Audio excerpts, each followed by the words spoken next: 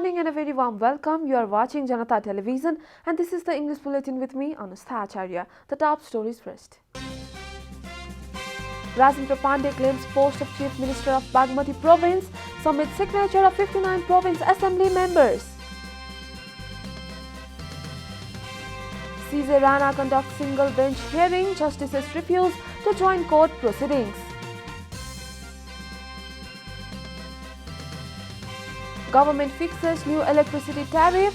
The new rate is expected to benefit low-income people. Iran agrees to restart nuclear talks in November. Biden to discuss the issues on the sidelines of G20 summit. And Barcelona sacked Ronald Koeman after Rayo Vallecano loss. Koeman likely to say goodbye to the squad later today.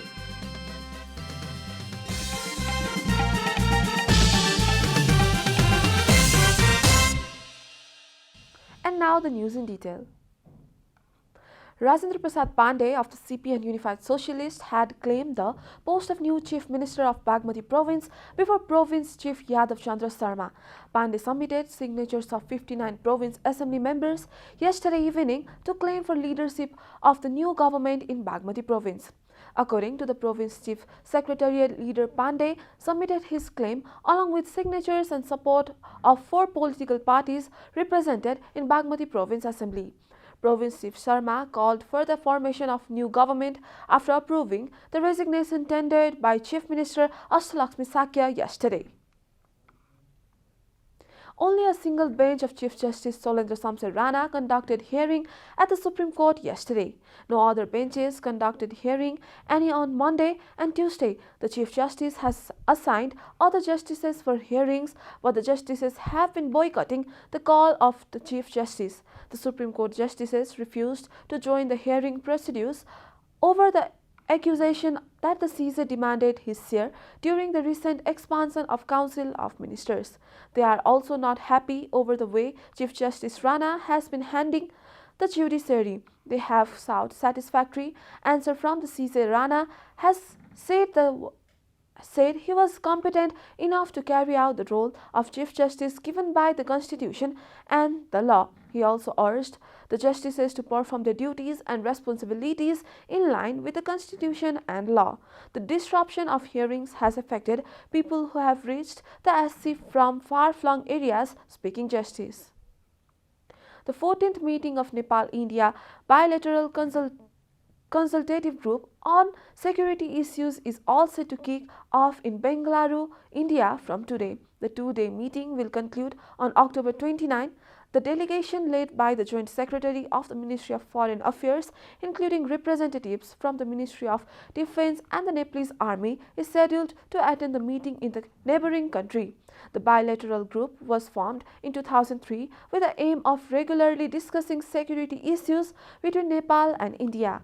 Altogether, 13 meetings have been held between 2003 to 2018 since the formation of the group. The 14th meeting was scheduled to be held in New Delhi, India in 2020 but was postponed due to the COVID-19 pandemic. This is Janata Bulletin. We'll be right back after a short break.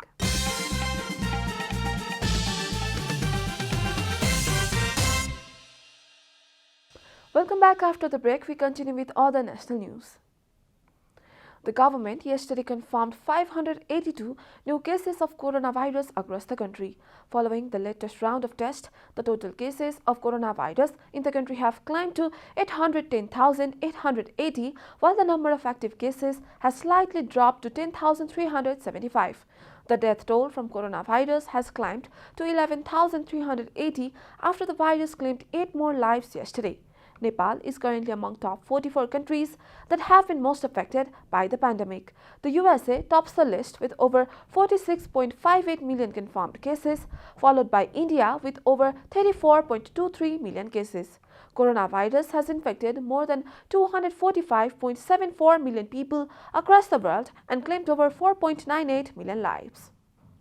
Preparations are underway to import more than 50,000 marigold flowers for the upcoming Tihar festival as the domestic production is likely to meet the demand of flowers this season. Despite the increase in demand of flowers, the quantity of homegrown products could not increase, so the flowers have to be imported, a report.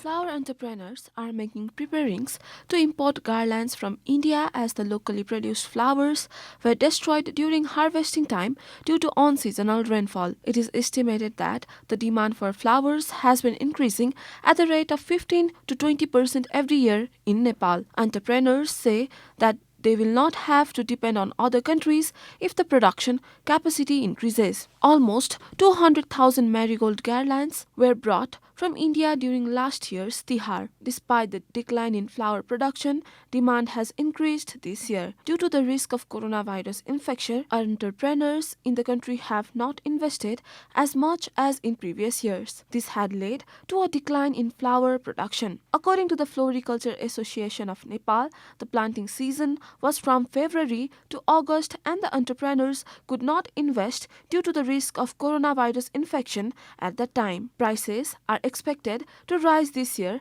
as the demand is high and more flowers have to be imported from elsewhere than last year. The price of a 1 meter long marigold flower garland is estimated to be Rs 60 to Rs 70. This year, the demand for flowers is 15% more than the previous 2 years. Flowers brought from India will arrive in Nepal 3 days before the festival begins. The flower business, which had been suffering a daily loss of Rs 10 million due to the coronavirus infection for a long time, has now started a daily turnover of Rs 7 million. At present, 450 species of flowers are being produced commercially in Nepal. In Nepal, 700 entrepreneurs have been cultivating it in an area of about 157 hectares.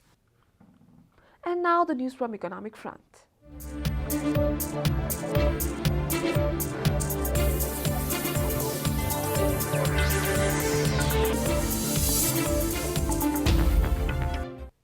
The Electricity Regulation Commission has determined new power tariff taking into consideration the welfare of the poor and low-income class.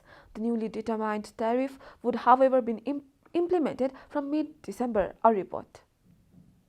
The new tariff of electricity will be based on the consumption of electricity in the month of Mangsir, mid-November to mid-December. So, the consumers will get new tariff in the bill of the next month. The households, consumers from poor community would not be imposed energy tariff for 5 to 20 units, but minimum charge of Rs 30, according to Chief Commissioner Dilli Bahadur Singh. He said that the tariff for the household class was slashed by an average of 2.8% in a bid to increase the household use of electricity and ensure appropriate price of power. Speaking at a news conference organized yesterday, Singh shared that the new power tariff was determined after a detailed study, discussions, analysis, public hearing and consultation with stakeholders and their inputs. The number of electricity consumers in the country currently stands at 4.9 million, while there are 1.9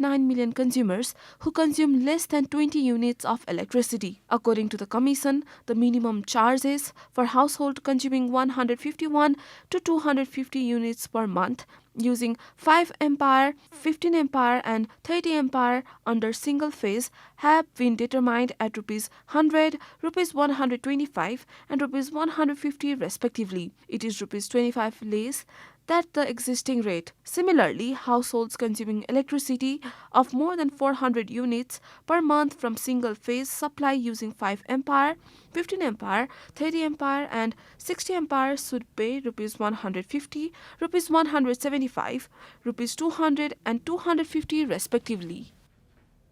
Time for a short break here at Janata Bulletin. Stay tuned for international news.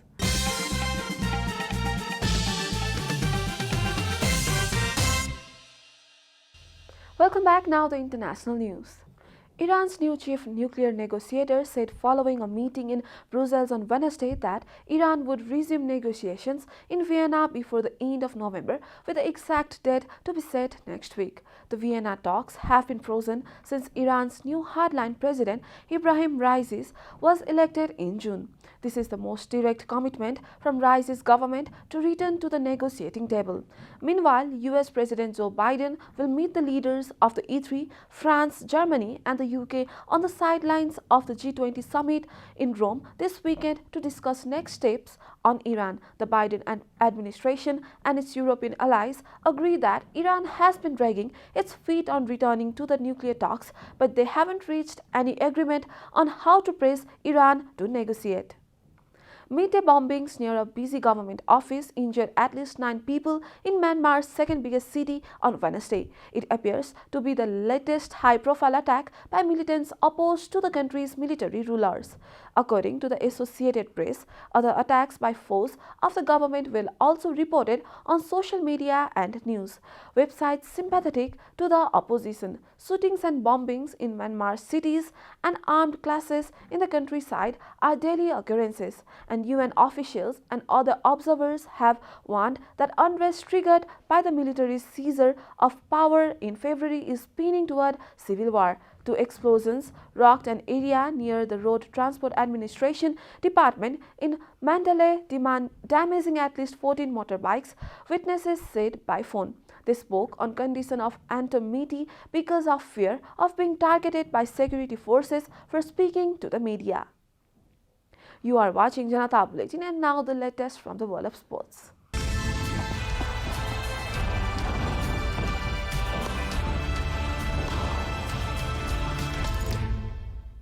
Ronald Koeman has been sacked as the head coach of Barcelona after 14 months in charge.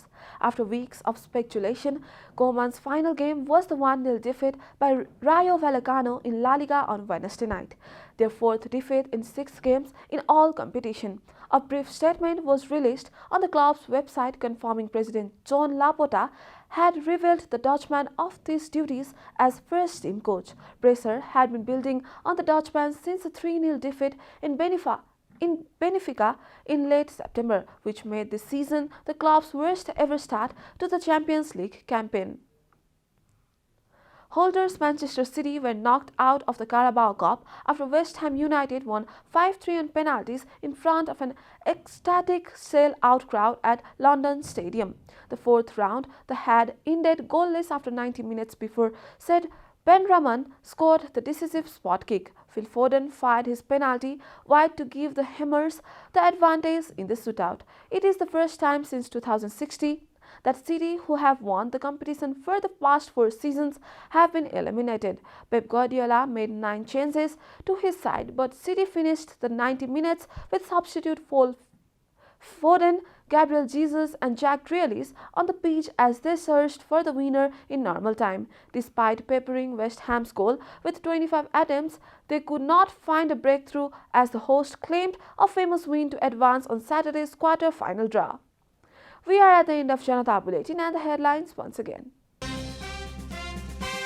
Rajendra Pandey claims post of Chief Minister of Bagmati Province, submits signature of 59 province assembly members. CJ Rana conducts single bench hearing, justices refuse to join court proceedings.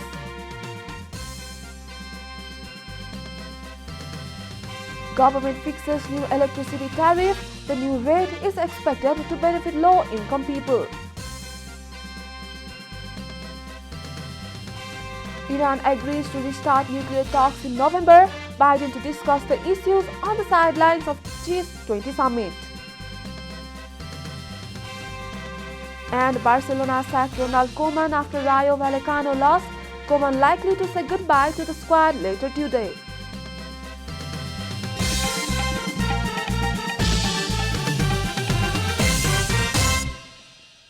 And that's all from the English News Desk for today. You can follow Janata Television and our programs on various social media platforms, including on our website janatasamajar.com. Keep watching Janata Television. Namaste.